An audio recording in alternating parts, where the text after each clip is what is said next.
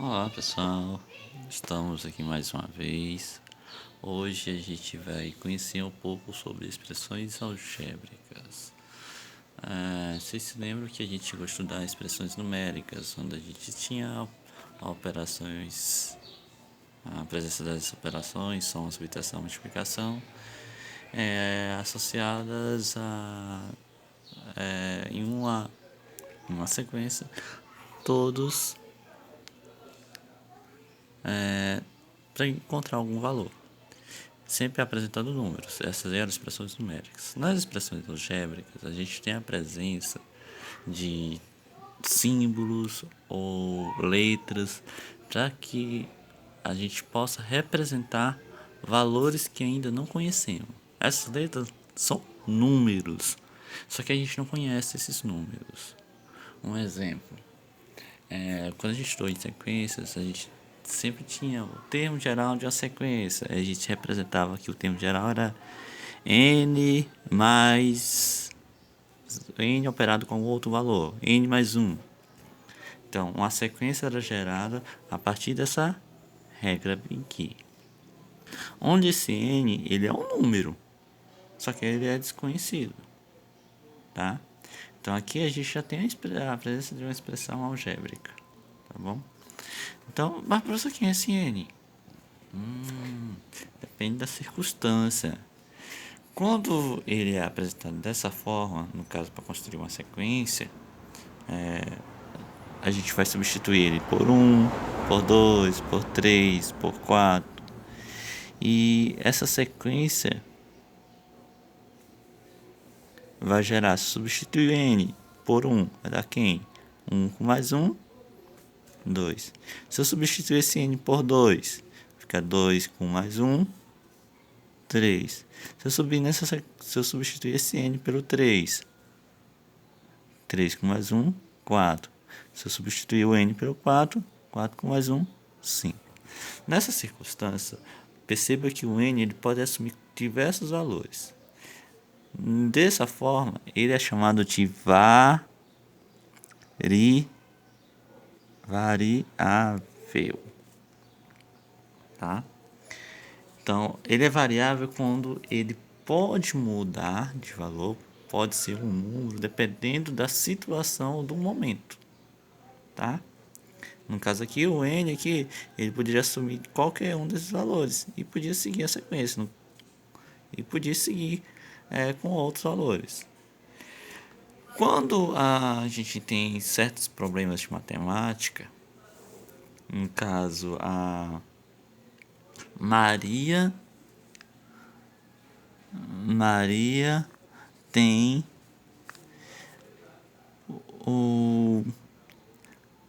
a metade da idade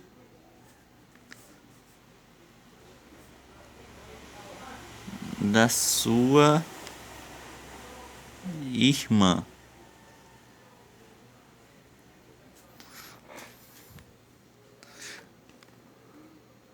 Não, vou colocar tem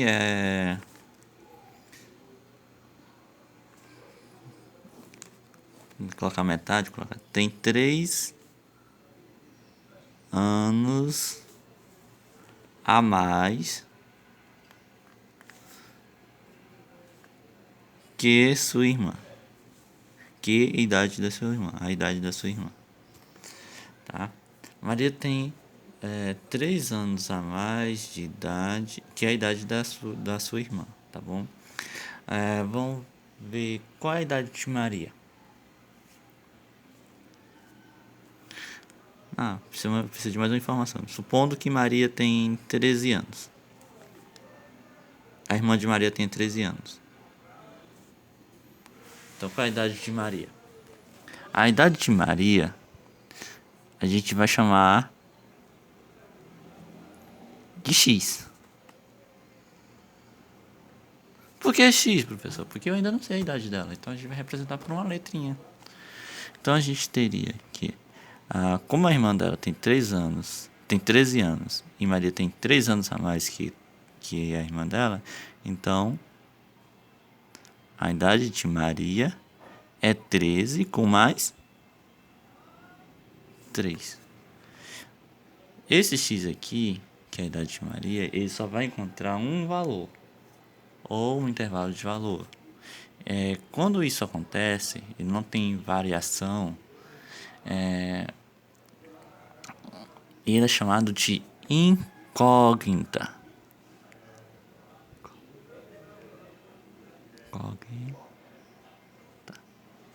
Incógnita. Então, ele apresenta o valor dele é obtido a partir de uma operação matemática que vai implicar que x é igual a 16, nesse caso. Então, o valor de x, quando ele é bem definido, ele não vai se alterar com o tempo, ele é chamado de incógnita. Quando ele varia, ele pode variar, ele é chamado de variável. Essa ideia de usar símbolos para representar valores ou usar símbolos para representar palavras é muito comum em matemática. É chamada linguagem da matemática, tá? A gente usa sempre aqui na página 136. Usamos símbolos para representar a palavra igual, menor que, diferente de, equivalente a, implica, maior que. Agora vamos falar sobre igualdade. Na igualdade, a gente tem a presença de dois termos. Um que está do lado esquerdo da igualdade é chamado de primeiro termo. O que está do lado direito da igualdade é chamado de segundo termo.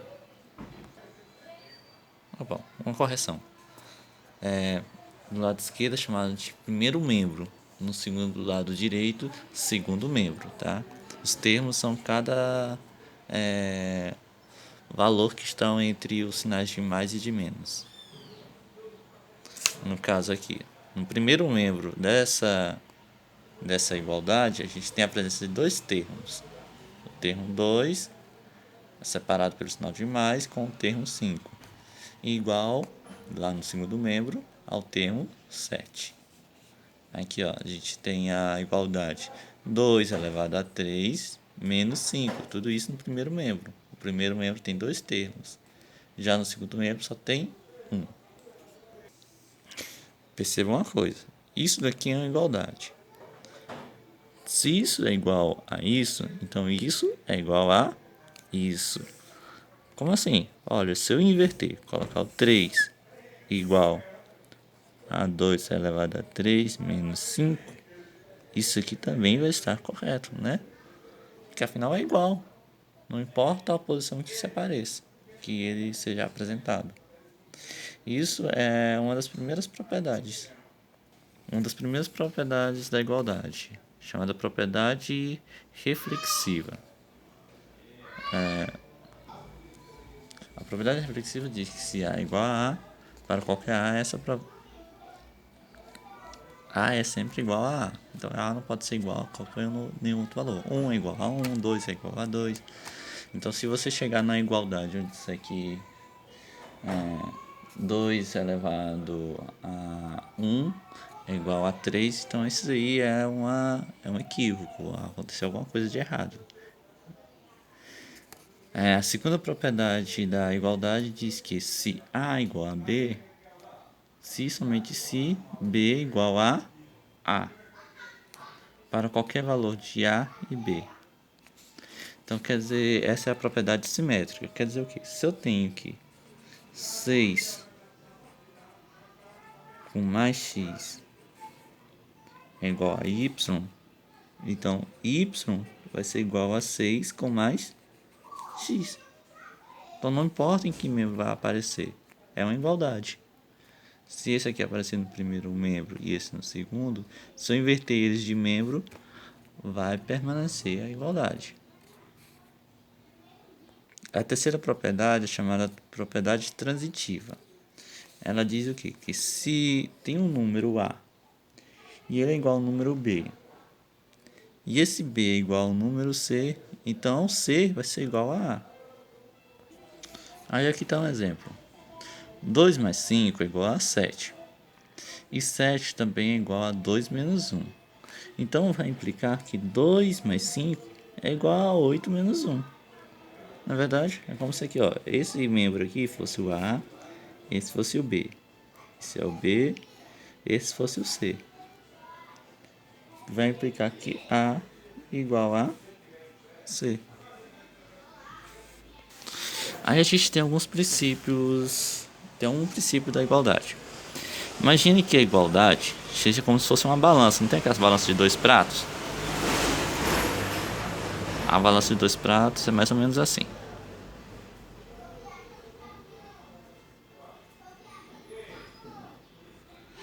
A balança de 2 pratos, a gente tem que tentar fazer o quê? Manter ela em equilíbrio, né? Sempre os pratos na mesma altura. Não importa o volume que está aqui e o volume que está aqui. O peso tem que ser igual, né? O nosso sinal de igual é como se fosse esse centrinho bem aqui, ó. E a meta é deixar os 2 pratos em equilíbrio. Seria o primeiro membro da equação, o primeiro membro da igualdade e o segundo membro da igualdade. Então, se eu tenho 2 com mais 3, isso aqui vai ser igual a 5, não é verdade? Se eu acrescentar uma unidade aqui, o que vai acontecer com essa balança? Ela vai ficar pensa, né? Ela vai ficar assim.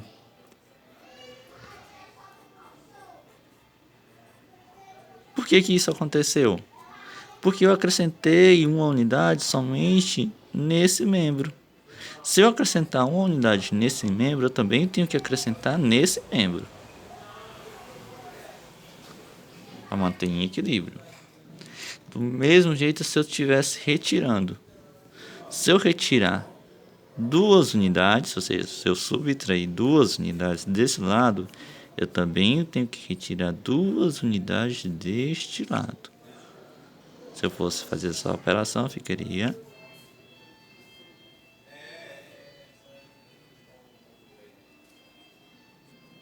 isso.